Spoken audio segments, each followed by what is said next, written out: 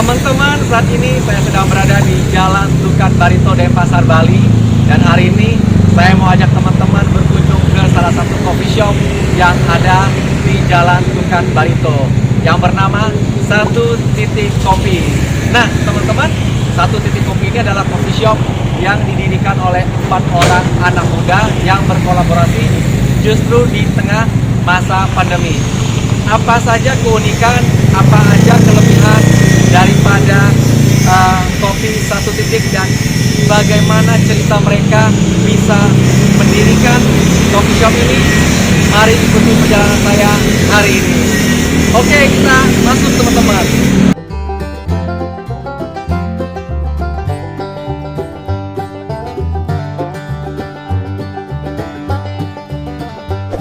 Oke, Oscar, ini kakak lihat ada jenis, ada espresso, cold brew, americano, banyaknya, ada caramel macchiato, ada hazelnut latte, cinnamon. Ini ada signature juga nih ya, kopi satu. Kopi satu dia pakai susu kental manis, terus dengan gula aren juga. Jadi perpaduan rasa manis. Ini yang dingin ya? Nah, itu adanya. Kalau kopi oyo? Kopi oyo pakai white cream, jadi dia rasa manisnya lebih biasa perempuan yang suka. Oke. Kakak tuh sukanya yang biasa, yang hot. Udah pesannya hazelnut latte. Hazelnut. Rekomen nggak? Rekomen. Rekomen. Oke, mau pesan apa lagi? Es susu kopi. Es susu kopi. Ada di sini. Ada. Oke. Kita sekarang lihat Oscar.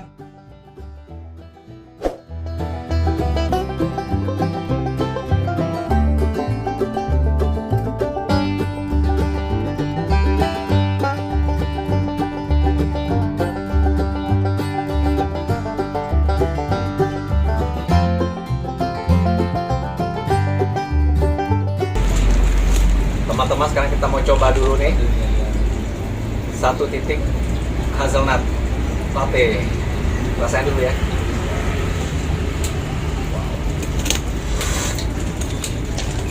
Ini kopi rasa bintang 5 nih, Oscar. Terima kasih. Oke, Oscar, kita ngobrol-ngobrol nih ya. Sedikit latar belakang Oscar nih, backgroundnya di industri pariwisata, mostly lah kita di Bali ya. Dan sekarang Oscar bisa cerita nggak gimana awal mula punya ide dengan teman-teman bisa buka coffee shop? Ini dengar-dengar kolaborasi ya? Ya, kolaborasi sih. Awal mula bisa dibentuk karena memang kita teman-teman suka kopi, terus kita ngerasa kayak waktu itu jenuh dengan rutinitas kopi setiap hari. Kenapa nggak ibaratnya kayak kita yang buat anak-anak muda ini mencoba dengan budget yang minim, tapi dengan tekad yang kuat. Akhirnya 2 bulan dengan planning awal, 1 bulan kita membahas proyeknya, 1 bulan kita menggarap, membuat bangunan sama menggarap kopi shopnya. Oscar, ini startnya dari bulan apa? Start planningnya memang bulan Agustus September 2020 dan diproyeksikan bulan November openingnya. Itu sudah jalan sampai saat ini. Dari bulan November ya? Ya, di bulan November. Oke. Waktu saya datang ke sini, yang saya lihat itu unik, Oscar. Jadi ini seperti memanfaatkan lahan kosong di antara 2 ruko, kalau bisa dibilang ya. Iya. 2 ruko Iya. yang diapit oleh lahan yang diapit oleh 2 ruko, kemudian dibangun dengan bambu, ya kan? Iya. Jadi kalau masuk di coffee shop ini, suasananya itu apa ya, tropical, ada banyak tanamannya di tengah kota. Ya, memang unik sih. Unik. Kemudian atapnya juga dari ada anyaman daun kelapa ini loh. Kalau orang Bali bilang kelangsa. Kelangsa, Ya. kelangsa ya. Ya. Kemudian ini banyak tanaman di sini. Kalau dilihat berarti tidak membutuhkan biaya yang besar ya, Oscar, untuk membuka coffee shop seperti ini ya, Oscar. Sebenarnya ya depend dengan memang yang pertama sih daya pikir kita masing-masing, gimana kita menganalisis dari segi budget, Iya. terus kita mengaplikasikannya kita dalam bentuk coffee shop. Memang banyak orang bisa kita harus buka coffee shop modal besar-besaran. Nah itu pun juga teman-teman saya bisa kunjungi, mereka sudah sampai ratusan juta, bahkan sampai ada miliaran.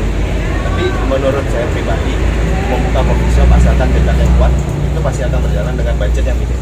Ya, asal di dalamnya ada kreativitas. Ya. Dan memang kita niat untuk membukanya. Ya. Artinya niat dulu, kemudian bagaimana memikirkan dengan budget yang ada ini diolah ya Oscar. Oke, ini 4 orang Oscar. Boleh disebutin ya nama teman-temannya siapa aja? Yang pertama ada Yuda, ada Purnama, dan ada Dira Dani. Ya, Purnama kakak udah kenal. Ya. Purnama dan Oscar backgroundnya juga di pariwisata. Kalau Yuda juga di pariwisata juga sebelumnya. Ya. Di manajemen hotel dan villa gitu. Oke. Kalau si Dani memang fokusnya memang di pariwisata. Oke. Berarti ada 4 orang ya. Boleh disebutin nggak masing-masing tugas? Tentunya berbeda-beda. Kalau 3 orang seperti saya, Purnama dan Dani fokus di lapangan seperti di barista. Kalau Yuda dia di managing sama marketing. Oke. Yang hadir di sini siapa aja selain Oscar? Ada Yuda. Oke, ada Yuda. Wah, nanti Yuda kita ajak ngobrol-ngobrol juga nih ya. Boleh. Sudah bergabung dengan kita ada Yuda, ada Oscar, dan mereka adalah anak-anak muda yang berkarya justru menghasilkan karya baru di tengah masa pandemi, di mana background mereka sebelumnya itu nggak ada background di industri kopi ya, tapi dengan berkolaborasi berempat hari ini mereka membentuk satu usaha dengan brand satu titik di tengah kota Denpasar dengan konsep yang sangat unik, dan mereka menaruh kreativitas di dalamnya dari bangunannya. Kemudian nanti teman-teman saya akan ajak lihat detail-detailnya. Nah sekarang kita mau ngobrol-ngobrol dengan Yuda. Yuda perannya di katakanlah company kalian ini apa? Bisa dijelaskan nggak Yuda?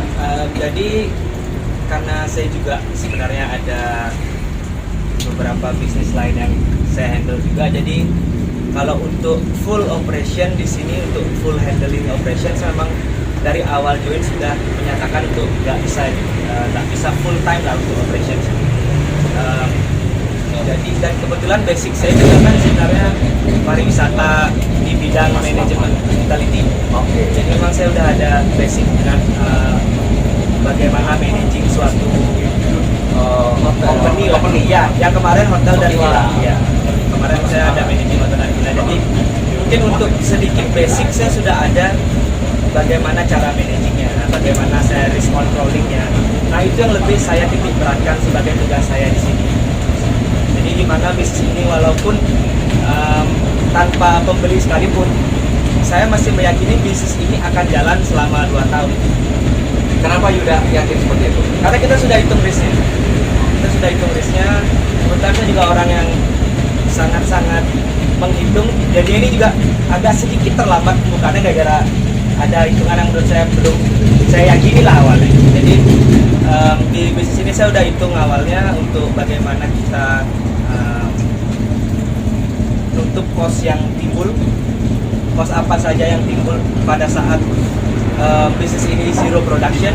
Itu kita udah hitung, kita proyeksikan selama 2 tahun, kita confident ini akan jalan selama 2 tahun walaupun tanpa pembeli sekalipun. Nah, bisnis ini akan tutup di bawah 2 tahun ketika kita memutuskan tutup. Ketika kita setahun kita sudah review, bisnis ini nggak akan bisa jalan lagi tahun depan walaupun kita masih kuat secara ketahanan modal. Oke. Kalau kita lihat itu kan Barito ini atau di kawasan Ronon ini coffee shop banyak banget. Yes. Berjeret nih dari ujung jalan sampai ujung jalan. Nah, bagaimana kalian memperkenalkan brand kalian? Apa yang menjadi yang membuat orang kalau datang ke sini itu apa benefitnya menurut Yuda atau Oscar, silakan. Ya, supaya jawab Pak Oscar. Kalau saya pribadi sih berpikirnya sama seperti tur lah. Banyak sekali pengusaha tur di luar sana, tapi turis juga banyak. Nah, saya berpikir kenapa kita nggak buat coffee shop di tengah-tengah persaingan yang ketat? Karena saya berpikir di saat coffee shop yang terkenal seperti ya kita tahu lah yang di sekitar sini yang terkenal, mereka mempunyai kapasitas tempat yang kurang cukup. Kita memanfaatkan dengan karakter kita masing-masing dengan harga yang terjangkau juga. mereka di saat mereka beralih melewati kopi kami, mereka sepintas melihat ada kopi baru nih, ada kopi unik nih. Karena mereka secara tidak langsung datang dan tertarik untuk datang ke kopi kami. Di situ yang saya perhatikan dan saya analisis pribadi. Sekarang boleh. Kalau peran media sosial bagaimana saat ini? Peran media sosial untuk era sekarang jelas sosial yang nomor satu ya. Sekarang apapun apapun sekarang tentang live kita, terutama dalam situasi pandemi ini, tentu tentang sosial media. Apapun itu, tidak itu sekolah, bisnis, meeting, semua kan tentang sosial media. Jadi memang untuk sosial media itu sebenarnya memang harus di full push lah. Ya. Cuman balik lagi pada strategi kita masing-masing. Karena kalau yang saya lihat dari yielding di sini itu kan ada banyak sekali raja-raja atau senior-senior kopi yang sudah di Dukat Barito ini. Karena sekali lagi ketahanan modal kita proyeksikan selama 2 tahun, kita juga harus nilai apakah dalam 2 tahun kita bisa nih ngalahin brand mereka. Sepertinya nggak akan bisa dalam 2 tahun, karena mereka pun membangun brand mereka dalam mungkin udah ada puluhan belasan tahun ya di sekitar sini. Makanya kita lebih pilih, kita cari ke arah differentiate-nya, perbedaan apa yang bisa kita buat nih dari kedai-kedai kopi yang lain. Kalau kedai kopi yang lain kita lihat hampir semua mainnya outdoor tanpa kebun misalkan, ya kita buat di sini yang indoor dengan pesona bambu, pesona pohon, pesona ubud misalkan. Jadi bagaimana kita bisa merasakan suasana ngopi di Ubud tapi di tengah kota Denpasar. Ini bisa dibilang lah semi indoor ya? Iya, semi Indoor ya. Oke, sebagai penutup, apa yang mau dilakukan ke depan dengan kopi 1 titik ini? Atau mungkin saya jawab Pak ya Pak sekarang. Jadi untuk kopi ini ke depannya di sebelah mungkin nanti bisa di shoot juga. Kita masih ada tanah 5 are lagi ke belakang. Nah itu kita akan projectkan dalam waktu dekat, mungkin dalam seminggu atau 2 minggu ke depan kita akan luangkan waktu untuk bagaimana kita mengembangkan kopi ini. Jadi kopi ini nantinya akan, yang sebelumnya ngopi Ubud di tengah Denpasar, nantinya akan lebih Ubud lagi di tengah Denpasar. Lebih Ubud lagi. Suasana Ubud lah, pohonnya bakal lebih banyak, bakal ada lebih banyak semi indoornya. Jadi siang kita jamin tidak akan kepanasan, bar yang lebih proper, kitchen yang lebih proper. Jadi itu yang akan kita lakukan ke depannya. Tentu dengan bar dan kitchen yang lebih proper, kita juga akan meningkatkan hygiene di sini. Karena untuk sementara sekarang dalam kondisi yang seperti ini pun hygiene tetap kita pertahankan. Jadi sebelum orang pesan kopi, kita wajibkan pakai hand sanitizer. Karena kebetulan juga kita dari orang hospitality semua ya, kita wajibkan pakai hand sanitizer, masker wajib dipakai. Jadi untuk ke belakang juga kita akan seperti itu. Dan yang lebih seru lagi nih teman-teman, mungkin nanti ke depannya kita bakal buka 24 jam. Karena sementara info yang kita dapat di Bali itu baru satu kedai kopi yang buka 24 jam. Nah, kita juga ke depannya bakal buka 24 jam. Jadi kalau yang mau mampir gabut pagi-pagi bisa datang ke 1 titik kopi nanti. Dan ada nobar juga kan? Ya, ada nobar mungkin. Ada, kita juga punya sport day setiap hari Kamis. Ada badminton, futsal. Yang mau gabung bisa gabung. Follow Instagram 1 titik kopi, nanti bakal ada infonya di sana. Yang mau gabung silakan bergabung. Kita open untuk semuanya. Oke, thank you Oscar, Yuda, hari ini sudah berbagi Terima dengan kasih. teman-teman. Pasti apa yang kalian sampaikan ini boleh bermanfaat, menjadi inspirasi bagi anak-anak muda, dan sukses terus buat kopi 1 titik. Siap, Dan terima kasih. kita juga akan cantumkan nanti akun Instagram kalian, dan alamatnya kita akan share. Dan teman-teman yang ada di Denpasar atau yang sedang berada di Bali untuk liburan, boleh datang di kopi 1 titik Jalan Dukat Barito, Denpasar, Bali. Sampai jumpa di tayangan berikutnya. Bye.